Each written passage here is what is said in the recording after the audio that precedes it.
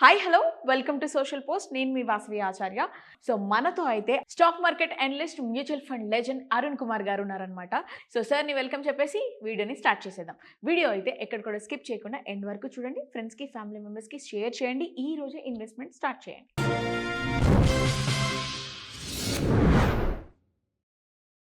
Sir, జనరల్‌గా డబ్బు సంపాదించడం ఇంపార్టెంట్ కాదురా, దాన్ని నిలబెట్టుకోవడం ఇంపార్టెంట్, ఎలా ఖర్చు పెట్టాలో ఇంపార్టెంట్, ఎలా సేవ్ చేసుకోవాలో ఇంపార్టెంట్ అన్నట్లు చెప్తూ ఉంటారు సార్. సో నేను అడిగే క్వెషన్ కూడా అదే. డబ్బు సంపాదించడం అనేది ఇంపార్టెంటా? లేకపోతే దాన్ని నిలబెట్టుకోవడం ఇంపార్టెంటా? ప్రాపర్ వేలో దాన్ని అలైన్ చేసుకోవడం అన్నది ఇంపార్టెంట్ అంటారా? 2 ఇంపార్టెంటే మేడం. నా హ్మ్. దృష్టిలో 2 ఇంపార్టెంటే. డబ్బు మనము ఈ రోజుల్లో కష్టపడి సంపాదించిన డబ్బుని నిలబెట్టుకోవడం కూడా చాలా ఇంపార్టెంట్. సపోజ్ మీరు ఒక రూ. 1000 సంపాదించారు అనుకుంటే, దాన్ని మీరు ఒకరోజు హోటల్‌కెళ్ళిపోతే ఏమవుతుంది? రూ. 1000 మీకు ఖర్చు అవుతుంది. లేదా ఒక మల్టీప్లెక్స్ థియేటర్‌కెళ్లారనుకోండి ఫ్యామిలీతోటి, ఆ రూ. 1000 కూడా సరిపోదు. సో, ఇప్పుడేమవుతుంది? డబ్బు సంపాదించిన తర్వాత మీరు నెల రోజులు కష్టపడి సంపాదించి, దాన్ని ఒక రోజులో మీరు ఖర్చు పెట్టడం అనేది చేసుకుంటున్నప్పుడు, అది ఎలా మీరు యొక్క డబ్బుని మీరు దానికి విలువని మీరు గుర్తించినట్లవుతుంది? కుదరదు కదా! అందువల్ల నేను సింపుల్‌గా ఒకటి చెప్తాను.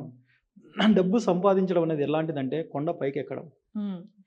డబ్బు దాన్ని నిలబెట్టుకోకుండా ఖర్చు పెట్టడం అనేదంటే కొండపై నుంచి మనం కిందికి దొర్లుకుంటా రావడం. ఓకే. మీరు చెప్పండి ఇప్పుడు ఏది కష్టము? ఏది మామూలుగా ఉంటుంది? సో, కిందికి రావడానికి ఎంత ఈజీగా మీరు కిందికి కొండ వచ్చేసారు. కిందికి వచ్చేసింది. అలాగే స్టాక్ మార్కెట్‌లో గూడా మీరు చూస్తే, మీరు ఎప్పుడైనా చూడండి స్టాక్ మార్కెట్‌లో మామూలుగా పెరగడానికి చాలా టైం పడుతుంది. అదే పడ్డానికి ఖచ్చితంగా 1 వీక్, 10 డేస్‌లో మొత్తం టక టక టక టక టక టక కిందికి పడతా ఉంటుంది. సో, డబ్బు సంపాదించడం అందుకోసమే మనం తక్కువలో ఉన్నప్పుడు కొనుక్కొని, మామూలుగా ఎక్కువలో ఉన్నప్పుడు అమ్ముకోవడానికి మనం ట్రై చేస్తా ఉండాలి. సో, ఆ రకంగా ఉన్నప్పుడు అలాగే మన డబ్బు వచ్చేసి మనం సంపాదించుకోవాలి. మనం దాన్ని ఖచ్చితమైనటువంటి విలువగల కరెన్సీగా దాన్ని లేదా విలువగల అసెట్‌గా మనం మార్చుకున్నప్పుడే ఆ హ్మ్. డబ్బు యొక్క విలువ ఉంటుంది. ఆ డబ్బు యొక్క విలువ మనకు తెలియాలంటే దాన్ని మనం కష్టపడి సంపాదించినప్పుడు మాత్రమే దాని విలువ తెలుస్తుంది.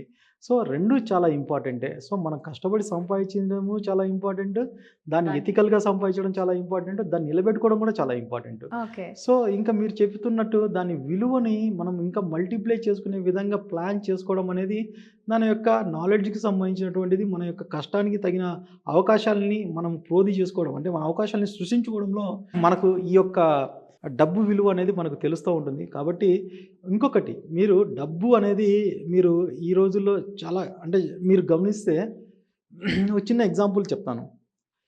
మీరు మామూలుగా ఉదయం పూట డ్యూటీకెళ్తారు. డ్యూటీకెళ్ళి మామూలుగా మీరు పని చేస్తారు. ఒక ఎంప్లాయర్ దగ్గర పని చేస్తారు. పని చేసిన తర్వాత సాయంత్రానికి ఇంటికొస్తారు. ఒక మంత్ అలా కంటిన్యూ చేసిన తర్వాతే మీకు సాలరీ అనేది ఒక డబ్బు రూపంలో వస్తుంది. అంటే మీ యొక్క ఆరోగ్యాన్ని, మీ యొక్క టైంని, మీ యొక్క నాలెడ్జ్‌ని ఉపయోగించినంత వరకు మాత్రమే డబ్బు అనేది క్యాపిటల్‌గా మీకు మీ రూపంలో మీ యొక్క బ్యాంకులో చేరుతుంది. అంతవరకు ఈ 3 అనేది ఎలా ఉండాలి? 2 సింక్‌లో ఉండాలి కదా! సో, మీ ఆరోగ్యము, మీ యొక్క నాలెడ్జి, మీ యొక్క టైం 3 కూడా కలిసినప్పుడే అది డబ్బుగా మారడానికి అవకాశం ఉంటుంది. సో, ఇంత కష్టపడి మీరు డబ్బు సంపాదించినప్పుడు దాన్ని మామూలుగా పోగొట్టుకోవడం అనేది, ఖర్చు పెట్టడం అనేది ఒక సింగిల్ మినిట్‌లో, ఒక సింగిల్ దాంట్లో ఒక చిన్న మనము కంట్రోల్ లేకుండా దాన్ని ఖర్చు పెట్టడం అనేది ఎంతవరకు అది కరెక్ట్ అనేది మీ యొక్క ఊహకే నేను వదిలిపెడుతున్నాను. హ్మ్. సో, దానివల్ల డబ్బు యొక్క మనం ఎంత కష్టపడి సంపాదించినామో దాన్ని ఇంకా ముందుకు తీసుకెళ్ళాలంటే ఇంకొద్దిగా ఎక్కువ కష్టపడాల్సొస్తుంటుంది. ఇంకొద్దిగా ఎక్కువ నాలెడ్జ్ సంపాదించుకోవాల్సొస్తుంటుంది. సో, దాన్ని మనం వివిధ అవకాశాల్ని మనం సృష్టించుకోవడానికి మన అవకాశం ఉంది. ఆ విధంగా నైతికంగా అవకాశాలు సృష్టించుకొని ముందుకెళ్ళేటప్పుడు ఖచ్చితంగా మీ యొక్క డబ్బుకు వాల్యూ పెరుగుతూనే ఉంటుంది తప్పితే హ్మ్. తగ్గదు. హ్మ్. కాబట్టి డబ్బుని మనం సంపాదించుకోవడం ఇంపార్టెంట్. దాన్ని నిలబెట్టుకోవడం ఇంపార్టెంట్. దాని యొక్క విలువను పెంచుకోవడం అనేది చాలా ఇంపార్టెంట్ భవిష్యత్ తరాలకి. 3 ఇంపార్టెంటే 3 సార్ మీరు ఇంపార్టెంట్. చెప్పినట్టు. సో చాలామంది ఏంటి అంటే ఏదో ఒకటే ఇంపార్టెంట్ దాని మీదే ఫోకస్ చేస్తూ ఉంటారు.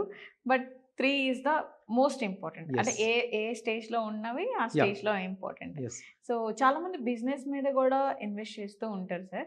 సో బిజినెస్‌లో నుంచి వచ్చిన మనీని ప్రాఫిట్ ఏదైతే ఉందో దాన్ని సేవ్ చేసుకోకుండా అన్నీ ఖర్చు పెట్టేస్తూ ఉంటారు. అంటే అగైన్ బిజినెస్ కోసమే. అది కూడా మంచిదంటారా? కాదంటారా? మేడం దీన్ని నేను ఒక ఇండివిడ్యువల్ పర్సెప్షన్‌గా నేను చెప్పగలుగుతాను తప్పితే ఇది ఒక కామన్‌గా చెప్పడానికి ఉండదు. ఎందుకంటే ఒక బిజినెస్లో సంపాదించింది నీ యొక్క గోల్ను బట్టి మళ్ళీ అదే బిజినెస్లో నేను పెట్టుబడి పెట్టి దాన్ని ఇంకా మల్టిప్లై చేయాలని చెప్పేసి అనుకుంటూ ఉంటాము. కానీ అది కొంతవరకు కరెక్ట్. కానీ ప్రతిసారి మనము అంతే పెట్టాలని చెప్పేసి ఏమి రూల్ లేదు. నార్మల్‌గా ఒక జనరల్ గైడ్‌లైన్స్ పెట్టినప్పుడు మనకేందంటే ప్రాఫిట్‌లో ఎప్పుడు కూడా ఒక 20% వచ్చేసేసి లేదా 30% వచ్చేసేసి ఫ్యూచర్ ఎక్స్‌పాన్షన్ కోసం పెట్టుకోవడం అనేది సాధారణంగా జరుగుతున్నది. బట్ ఒకటేసారి 100% సంపాదించిందంతా కూడా మళ్ళా బిజినెస్ ఎక్స్‌పాన్షన్‌కి పెట్టడం అనేది I think it is individual perception and it is not going to be the జనరల్‌గా మనము డిఫైన్ చేసేది కాదు. Yes. Thank you so much sir. Welcome.